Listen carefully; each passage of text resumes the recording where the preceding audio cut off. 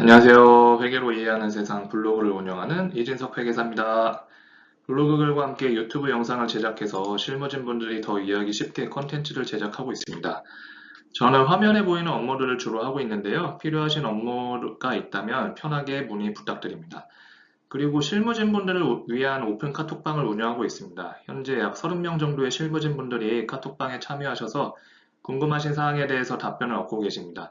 제 글에 문의 사항이 있거나 개인적으로 궁금하신 사항들은 언제든 카톡방에 참여하셔서 문의해 주시면 친절하게 답변 드릴 것을 약속합니다. 제 연락처는 다음과 같고 오픈 카톡방은 QR을 통해 접속하실 수 있습니다. 언제든 편하게 연락 부탁드립니다. 제 블로그와 유튜브를 통해 많은 도움이 되셨으면 좋겠습니다. 감사합니다. 안녕하세요. 회계를 설명하는 이진석입니다. 지난번에 현금흐름표 기본 개념에 대해서 설명을 드렸습니다. 오늘은 직접법, 투자활동과 재무활동 현금 흐름에 대해서 설명을 드리겠습니다. 제가 오늘 설명할 글은 별도 현금흐름표 작성 실무, 투자 재무활동 직접법 글입니다. 지난 글에서 영업활동 현금 흐름에 대해서 설명드렸습니다. 복습해보면 영업활동 현금 흐름은 아래 등식으로 계산이 가능하다고 설명드렸습니다. 영업활동 현금 흐름은 당기순이익에서 시작해서 비현금 수익과 비현금 비용을 조정합니다. 그리고 영업활동 현금 흐름과 관련이 없는 손익인 투자활동, 재무활동 관련 손익을 조정해줘야 된다고 설명을 드렸습니다. 예를 들면 유형자산 처분 손익은 영업활동 현금 흐름에 관련이 없잖아요. 근데 당기순이익에 이미 포함이 되어 있으니까 그 관련 손익은 제거해 줘야 됩니다.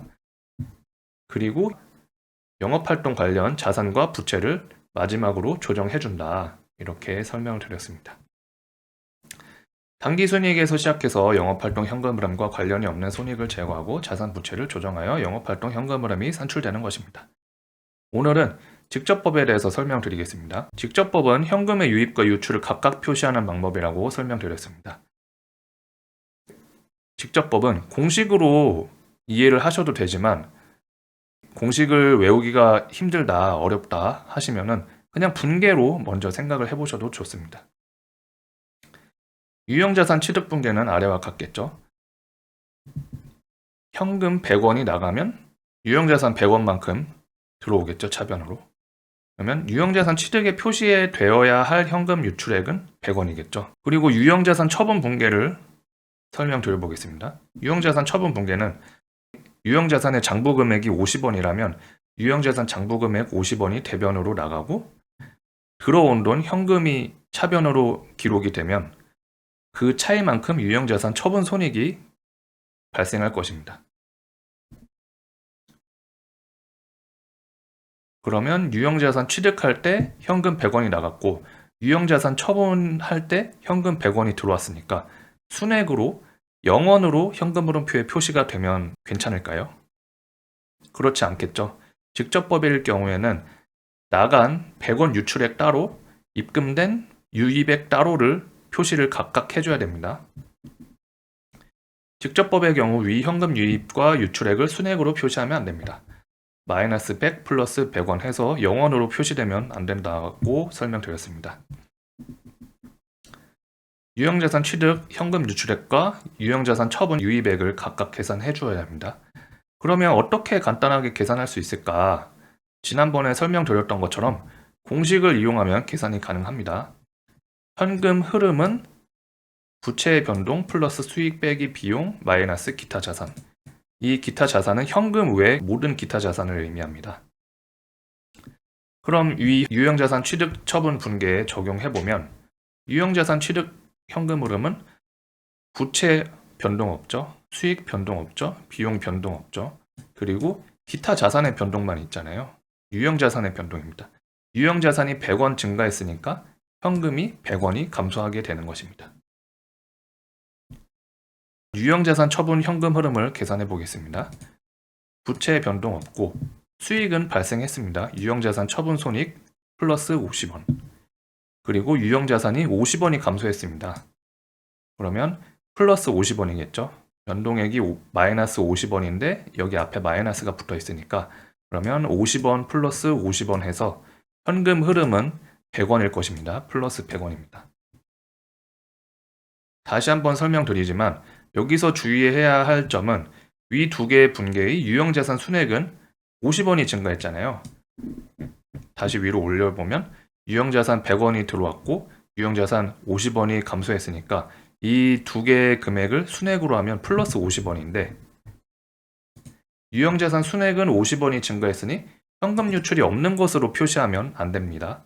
그러면 만약에 잘못 계산을 하게 된다면 수익 50원 마이너스 유형자산 50원 했으니까 0원으로 표시가 되는 거죠. 이 0원은 뭐죠? 현금 흐름을 순액으로 하면 0원이 되는 거잖아요. 그렇게 하면 안 된다는 거를 계속 강조해서 설명드리고 있습니다. 근데 저희가 이제 유형자산을 항상 현금으로만 구매를 하지 않을 수도 있죠. 왜냐하면 취득은 완료되었는데 잔금이 아직 안 치러졌을 수도 있잖아요. 그렇다면 유형자산 취득 시 미지급금이 발생했다면 어떻게 계산을 할 수가 있을까? 유형자산 취득 시 당연히 미지급된 부분이 존재할 수 있습니다. 특히 결산 시점에 걸쳐 유형자산 취득은 완료되었지만 아직 지급되지 않았다면 유형자산 미지급금 잔액이 재무상태표에 남아있을 수가 있죠. 분계를 보면 아래와 같습니다. 100원짜리 유형자산을 취득하면서 현금은 50원을 준 거예요. 그러면 미지급금 50원, 잔금을 치러야겠죠. 이거는 기말 시점에 남아있는 미지급금을 의미합니다. 위 분계를 공식에 넣어서 현금 유출액을 계산해보면 아래와 같겠죠. 자산의 100원 증가는 마이너스 100원이고 부채의 50원 증가는 50원입니다. 그러면 이 순액은 결과는 마이너스 50원이죠. 현금 흐름표에 표시될 현금 유출액은 마이너스 50원입니다. 그러면 이 미지급금은 언제 현금 흐름표에 표시가 될까요? 이 미지급금도 언젠가는 현금 흐름표에 표시가 돼야 됩니다.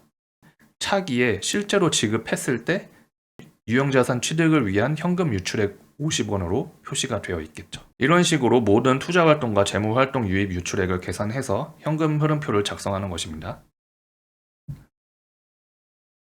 자, 삼성전자 반기 현금 흐름표입니다. 이런 식으로 처분, 취득. 이 두 개의 금액을 순액으로 네팅하면 안 됩니다. 그래서 취득, 처분, 취득 이런 식으로 각각 표시하는 것을 알 수 있습니다. 투자활동과 재무활동에 대해서 설명을 드렸고 이제 바로 현금 흐름 정산표에 대해서 설명을 드려보겠습니다. 이 강의를 보시는 분들은 실무자분들이 많으실 것 같은데요. 이제 외감을 받는 회사라면 현금 흐름 정산표라는 파일이 아마 100% 있을 거라고 생각됩니다. 그러면 이 파일을 봤을 때 왜 이렇게 작성이 되는 것일까? 항상 궁금증이 있으실 수 있을 것 같아요. 원리가 어떻게 되는지? 그러면 수식이 굉장히 잘 짜여져 있는 현금 흐름 정산표라면 자동으로 검증이 될 텐데 왜 이렇게 작성하는 것일까에 대해서 설명을 드려보겠습니다. 영업활동 현금 흐름 작성 논리입니다. 다시 영업활동부터 설명드려보겠습니다. 예를 들어 회사 재무상태표상 계정이 3개가 존재한다고 가정해보겠습니다. 현금, 매출채권, 이익잉여금이죠. 매출채권이 전기 대비 10원 증가했고 이익잉여금이 전기 대비 15원이 증가했다면 당기순이익이죠. 당기순이익. 현금은 5원 증가했을 것입니다. 기중 분계는 신경 쓰지 마시고 그냥 이 모든 분계를 순액으로 했다고 가정을 해보는 거예요. 뭐 이 당기순이익에는 엄청난 손익들이 막 발생했겠죠. 그럼에도 BS 잔액은 매출 채권밖에 남아있지 않다고 가정했을 때 그냥 순액으로 분계를 해보는 겁니다. 그러면 매출 채권 10원이 증가했다고 하니까 차변에 매출 채권 10원을 기록했습니다. 그리고 당기순이익이 15원이 발생했죠. 그러면 지금 이 하나의 분계만 봤을 때는 대차 평균이 안 맞잖아요. 그러면 차변에 뭔가가 와야 되는데 이 차이는 현금 5원이 입금된 것입니다. 이렇게 설명을 할 수 있을 것 같습니다. 이처럼 현금 외에 영업활동과 관련된 계정의 증감을 통해 현금의 증감을 간접적으로 확인이 가능하겠죠.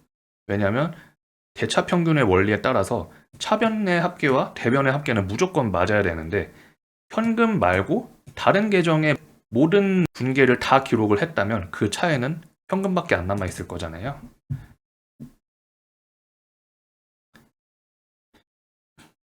자, 그러면 먼저 현금 흐름 정산표 작성하는 순서에 대해서 설명을 드려보겠습니다. 전에 그래서 설명드렸던 것 같이 비현금 비용과 비현금 수익을 먼저 기록을 합니다. 비현금 비용과 비현금 수익. 그리고 검증이 안 되는 금액만큼 검증이 되도록 자산부채 변동에 기재를 하시면 됩니다. 이거를 플러그인이라고 하는데 그냥 끼워 넣는다. 그 금액을 자산부채 변동에다가 밀어 넣는다고 이해를 하시면 됩니다.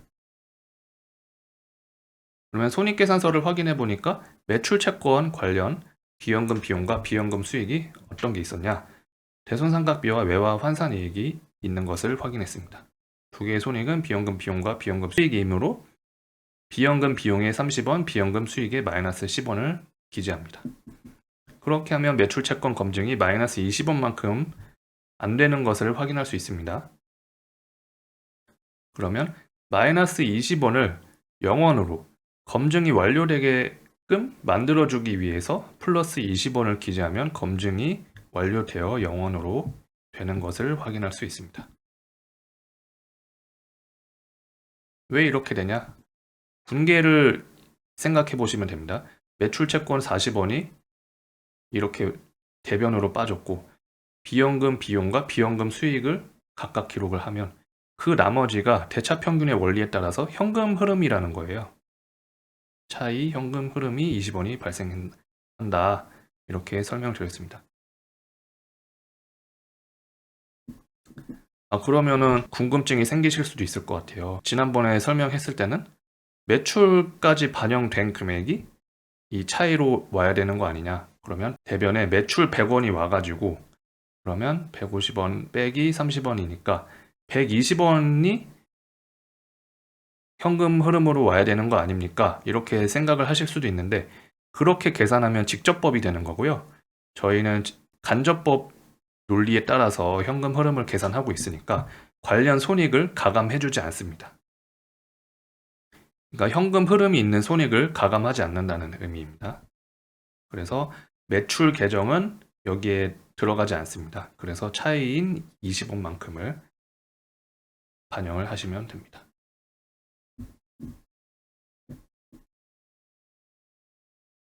영업활동 현금 흐름은 이렇게 밀어 넣는다는 방식으로 이해를 하시면 되고 그리고 투자활동과 재무활동 현금 흐름에 대해서 설명드리겠습니다.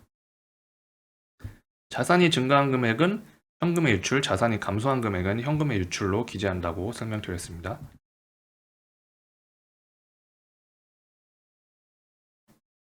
그리고 투자활동, 재무활동 현금 흐름도 관련된 손익을 비현금 비용과 비현금 수익에 먼저 기록을 해줘야 됩니다.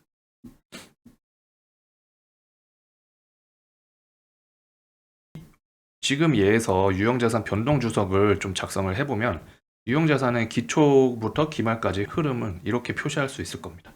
기초 200원, 취득 20원, 감가상각 50원 해서 최종으로 기말 170원의 잔액이 남는 것입니다.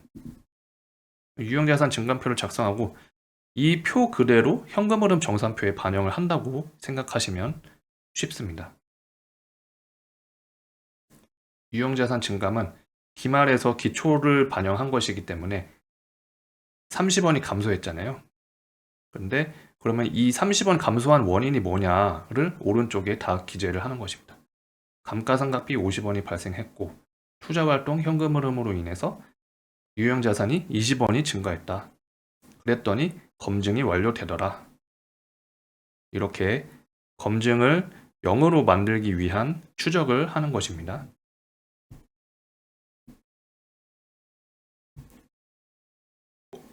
그러면 분계로 생각을 해보겠습니다. 자, 유형자산 총괄표입니다. 기초, 취득, 처분, 감가상각, 기말 이렇게 되어 있죠. 이 증감은 아까도 설명드렸던 것처럼 기말 빼기 200원입니다. 그래서 마이너스 30원이 발생했는데 이 마이너스 30원을 오른쪽에다가 왜 마이너스 30원이 발생했는지를 쭉쭉 추적을 해 나가는 것입니다. 그러면 감가상각비 50원이 비현금 비용으로 오고 취득 금액이 유형자산 처분으로 들어오게 되는 것입니다. 다시 분계로 보면 감가상각비가 차변으로 왔고 유형자산이 30원이 감소했고 그러면 그 차이가 현금 유출액일 것이다. 이렇게 추정을 할 수가 있는 거죠. 이 추정은 대차평균의 원리에 따라 추정이 가능한 것입니다.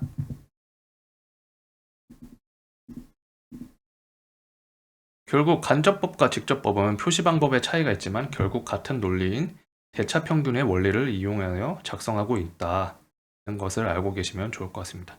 그럼 자본금이 증가한 것은 간단하게 설명드리면 유상증자 결과일 것이므로 재무활동 현금 유입 100원을 기재한다. 이처럼 현금 외 모든 계정의 검증이 종료되면 현금흐름 정산표 작성이 끝난 것입니다. 이제 현금흐름 정산표를 이용하여 현금흐름표를 작성합니다.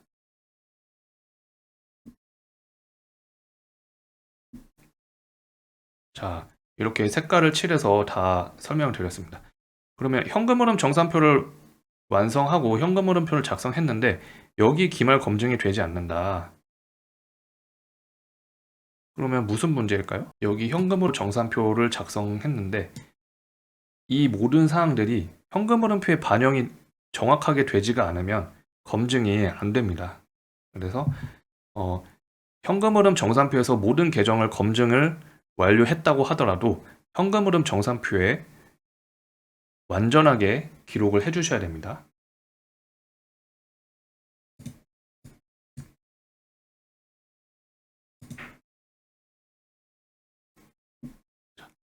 그러면 BSPL이 아래와 같을 때 현금흐름 정산표를 작성해 보겠습니다. 자, 엑셀을 켜보았습니다. 현금흐름 정산표 양식은 회사마다 다를 수가 있습니다. 어떻게 다르냐면 저는 지금 비현금 수익에 마이너스 10원, 투자활동 현금흐름 마이너스 10원 이렇게 현금이 실제로 유출이 되는 금액으로 표시가 되게끔 검증 수식을 짜놓았습니다. 근데 어떤 회사들은 모든 금액들을 다 양수가 되게끔 짜놓은 회사들이 있습니다. 그러면 이 검증 수식도 달라질 수가 있습니다. 제가 짠 수식은 증감과 이 오른쪽에 있는 모든 합계들이 같아지게끔 수식을 짜 놓았습니다. 이렇게 그래서 이 금액들이 양수가 되게끔 검증 수식이 달라지게 작성된 현금흐름 정산표도 있다. 이것을 좀 알고 계시면 좋을 것 같고요. 그러면 처음에 어떻게 작성을 해야 되냐? 재무상태표에 있는 기초금액과 기말금액을 전부 다 입력을 합니다. 그리고 그 차이인 증감금액을 이렇게 수식으로 짜고요. 그리고 오른쪽에는 검증을 하게끔 수식을 입력합니다. 왜 이렇게 해야 되냐면 각 계정의 증감을 모두 다 추적을 하는 거예요. 그래서 상대 계정을 다 분석하는 것입니다. 현금 말고 다른 모든 계정의 차이가 분석이 된다면 그럼 결국 남은 계정인 현금도 검증이 완료가 되는 것입니다. 자, 이렇게 지금 수식은 입력되어 있지만 처음부터 다시 해보겠습니다. 제일 먼저 해야 될 게 뭐냐면 이익잉여금의 증감을 분석하는 것인데요. 이익잉여금은 당기순이익부터 시작을 할 것입니다. 당기순이익이 이익잉여금으로 반영이 돼버리면 검증이 바로 완료가 되는 것을 알 수 있습니다. 그러면 위에서부터 하나씩 채워 나갈 건데 먼저 손익계산서를 봐주시는 게 좋습니다. 손익계산서에서 현금흐름 정산표에 기재할 계정들을 먼저 알아내는 거예요. 그러면 여기다가 관련 계정이라고 따로 기록을 해보겠습니다. 감가상각비는 유형자산과 관련되어 있는 계정이죠. 대손상각비는 매출채권과 관련되어 있는 계정입니다. 매화환산이익은 지금 여기에는 매출채권밖에 없어서 매출채권으로 기록을 하겠습니다. 자, 그러면 하나씩 기록을 하는 거예요. 매출채권과 관련된 비현금 비용이 뭐가 있을까요? 대손상각비가 있겠죠. 이렇게 기록을 하고 그리고 비현금 수익입니다. 비현금 수익은 뭐가 있을까? 매화 환산이익이 발생했잖아요. 매출채권에서. 이렇게 하면 매출 채권과 관련된 비연금 비용과 비연금 수익을 모두 기록을 했는데 검증이 안 되는 20원이 있습니다. 이 20원을 자산 부채 변동으로 밀어 넣는 겁니다. 그래서 검증이 0원이 되게끔 자산 부채 변동에 밀어 넣습니다. 왜 이렇게 밀어 넣을까요? 이것도 역시 대차평균의 원리에 따라서 밀어 넣으시면 된다는 것을 알 수 있습니다. 자, 한번 설명 드려보겠습니다. 매출 채권이 지금 마이너스 40원이 감소했잖아요. 그러면 분계로 계산을 해보겠습니다. 매출 채권 되면 40원이 감소했습니다. 그리고 비연금 비용인 대손상각비 30원이 발생했습니다. 그리고 외화 환산이익이 10원이 발생했습니다. 그러면 여기서 지금 대차가 20원만큼 안 맞는 것을 알 수 있습니다.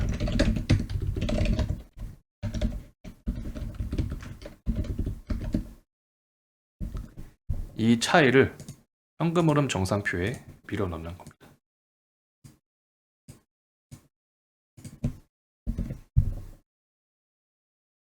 매출 채권과 관련된 현금이 20원이 입금되었다. 원리는 이렇지만 저희는 이 원리를 꼭 알아야 할 필요는 없습니다. 아까도 설명드렸던 것처럼 비연금 비용과 비연금 수익을 모두 기록을 하시고 남는 금액을 그냥 밀어 넣는다, 이렇게 생각을 하시면 이해하기 조금 더 편하실 것 같습니다. 그리고 유형자산, 그러면 매출채권은 지금 검증이 완료되었고 유형자산 설명드려보겠습니다. 유형자산은 감가상각비가 50원이 발생했잖아요. 그러면 검증이 20원만큼 안 되는데 지금 예에서는 유형자산 취득 20원만큼 현금 유출이 있다고 가정을 하겠습니다. 유형자산 처분은 없다고 가정을 하는 거죠. 그리고 자본금 100원이 안 맞습니다. 이 자본금 100원은 유상증자가 있다고 가정을 해보겠습니다. 그리고 사용권 자산과 리스 부채는 다음 강의에서 설명을 드리겠지만 이거는 비연금 흐름입니다.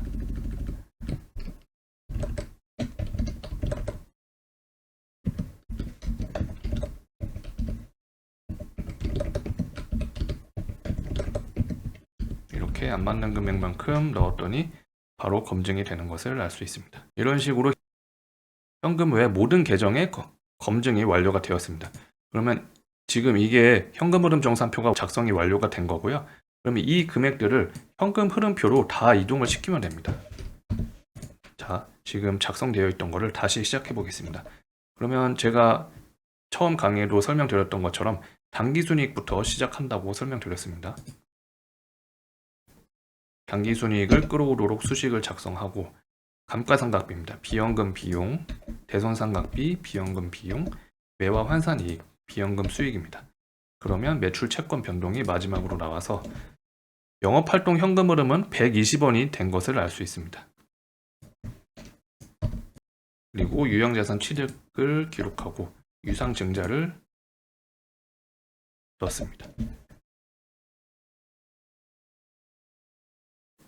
그러면 투자활동 현금 흐름은 마이너스 20원이고 재무활동 현금 흐름은 플러스 100원입니다. 그러면 합계 200원이죠. 이 세 개를 다 더하면 합계 현금의 증가는 200원인 것을 알 수 있습니다. 그러면 기초금액이 50원이었고 현금 증가 금액이 200원이니까 기말 금액이 250원이죠. 마지막으로 계산된 250원과 재무상태표상 250원이 일치하는지 확인하는 것입니다. 자, 현금 흐름 정산표 원리에 대해서 조금은 이해가 될 거라고 생각이 됩니다. 자, 그러면 강의는 여기까지 마치겠습니다. 회사가 사용 중인 현금 흐름 정산표를 이용해서 한번 따라 해보시면 더 이해가 잘 될 거라고 생각됩니다. 오늘 강의는 여기까지 마치겠습니다. 도움이 되셨다면 구독 부탁드리겠습니다. 감사합니다.